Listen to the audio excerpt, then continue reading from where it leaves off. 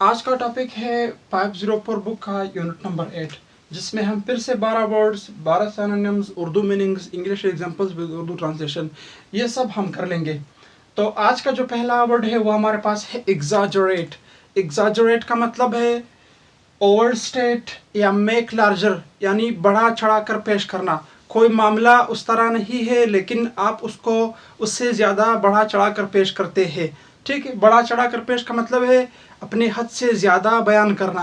ठीक है, तो दूसरा वर्ड हमारे पास है एमेच्योर। एमेच्योर का मतलब है नॉन प्रोफेशनल। नॉन प्रोफेशनल का मतलब क्या होता है? नॉन प्रोफेशनल का मतलब है नातजुर्बाकार। ठीक है, असल मतलब इसका है नातजुर्बाकार, जो बगैर पैसों के लिए लोगों को खुश करे। ठीक है, एक होता है एक्टर जो पैसों के लिए करता है, एक होता है नॉन प्रोफेशनल। नॉन प्रोफेशनल का मतलब है बगैर तजुर्बे का कुछ करना। ठीक है, बगैर पैसों का और बगैर तजुर्बे का। दूसरा हमारे पास है मेडियोकर। मेडियोकर का मतलब है मॉडरेट। मॉडरेट का मतलब है औसत दर्जे का, औसत दर्जे का या दरमियाना। ठीक है, मॉडरेट का मतलब ये होता है। तो हमारे पास तीसरा जो वर्ड, चौथा वर्ड है हमारे पास, उसका मतलब है वैरायटी।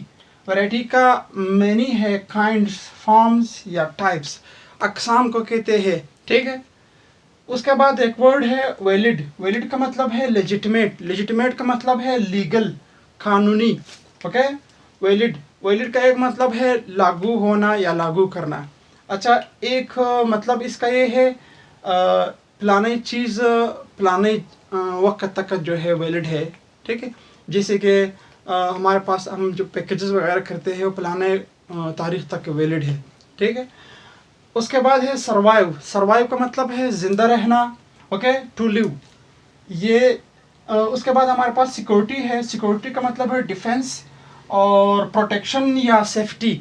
सिक्योरिटी का मतलब ये होता है, आमतौर पर हम सिक्योरिटी के लफ्ज़ इस्तेमाल करते हैं लेकिन शायद हमें उसके उर्दू मीनिंग या अंग्रेज़ी के दूसरे मानियों का पता नहीं होता है।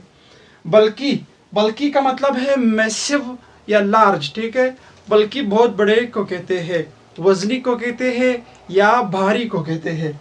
उसके बाद हमारे पास है रिलक्टेंट। रिलक्टेंट का मतलब क्या होता है अंग्रेजी में? अनविलिंग। अनविलिंग का मतलब क्या होता है? हमारे पास क्या है? एडवर्स, न चाहना। ठीक है, अनविलिंग का क्या मतलब है? न चाहना।